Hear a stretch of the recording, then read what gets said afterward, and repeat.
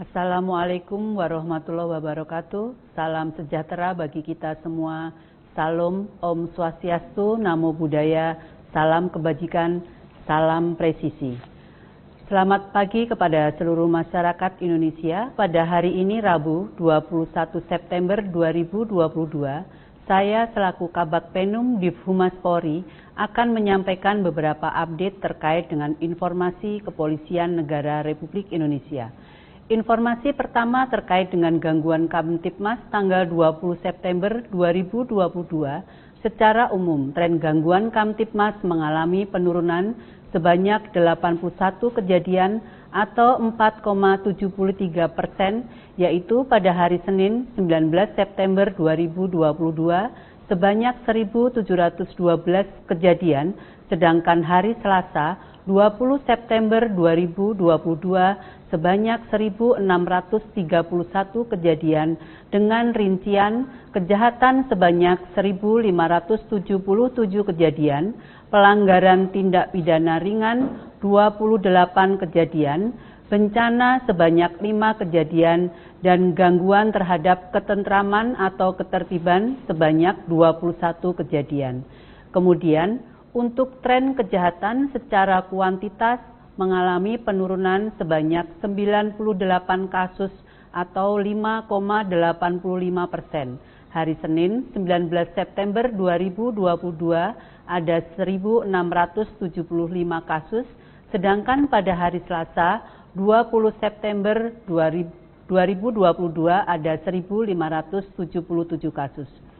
Apabila dilihat dari data tren jenis kejahatan, yang menjadi catatan kepolisian ada 5 kasus kejahatan yang jumlah kejadiannya tertinggi, yaitu antara lain yang pertama adalah pencurian dengan pemberatan sebanyak 125 kasus, kedua narkotika sebanyak 124 kasus, ketiga curanmor sebanyak 47 kasus, keempat, pencurian dengan kekerasan sebanyak 12 kasus, dan yang kelima, sengaja menimbulkan kebakaran atau banjir sebanyak 5 kasus.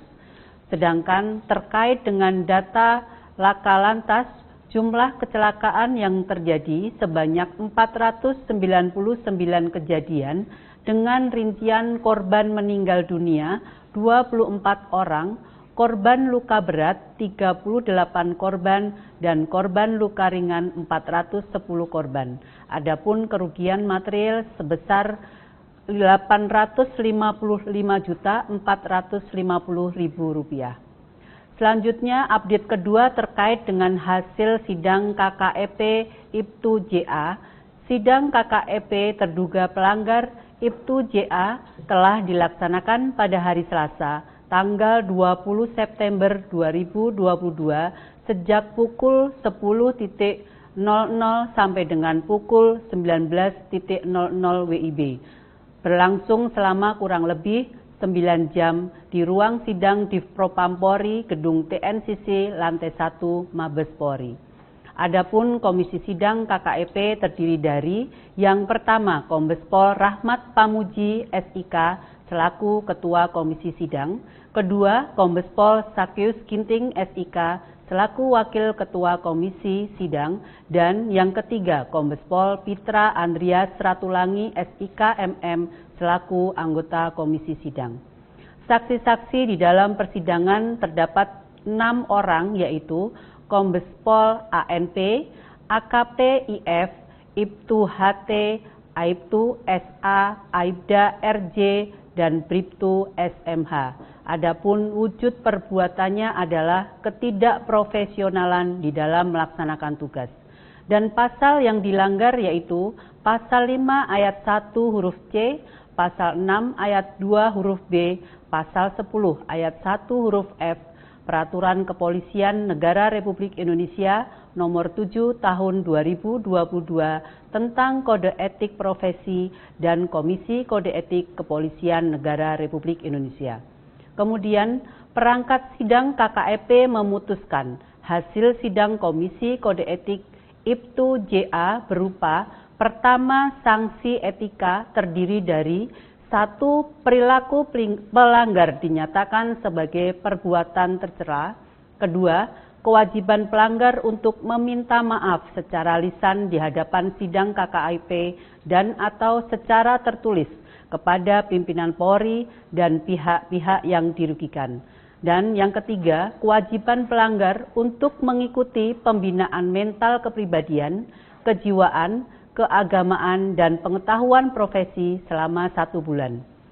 Kemudian untuk sanksi administratif yaitu berupa mutasi, berupa demosi selama 2 tahun semenjak dimutasikan ke Yanma Polri.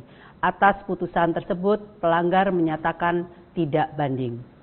Selanjutnya disampaikan untuk agenda sidang KKEP hari ini adalah sidang KKEP terhadap terduga pelanggar AKP IF yang dilaksanakan pada hari ini Rabu 21 September 2022 pukul 13.00 WIB di ruang sidang Div Propam Polri, Gedung TNCC lantai 1 Mabes Polri dengan pejabat pelaksana sidang KKEP.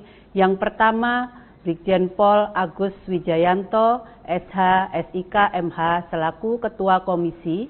Yang kedua, Kombes Pol Rahmat Pamuji, SIK selaku Wakil Ketua Komisi. Yang ketiga, Kombes Pol Sakyus Ginting, SIK selaku Anggota Komisi. Keempat, Kombes Pol Pitra Andrias Ratulangi, SIK, MM selaku Anggota Komisi. Dan kelima, Kombes Pol Armaini, SIK selaku Anggota Komisi. Saksi-saksi dalam persidangan sebanyak 5 orang yaitu Kombes Pol ANP, Ibtu HT, Ibtu JA, Aibtu SA, dan Bribtu SMH. Adapun wujud perbuatannya adalah ketidakprofesionalan di dalam melaksanakan tugas. Dan pasal yang disangkakan yaitu pasal 5 ayat 1 huruf C, pasal 6 ayat 2 huruf D, pasal 10 ayat 1 huruf F, Peraturan Kepolisian Negara Republik Indonesia Nomor 7 Tahun 2022 tentang Kode Etik Profesi dan Komisi Kode Etik Kepolisian Negara Republik Indonesia. Demikian update pada hari ini dan kita tunggu bersama untuk update berikutnya. Wassalamualaikum warahmatullahi wabarakatuh. Salam presisi.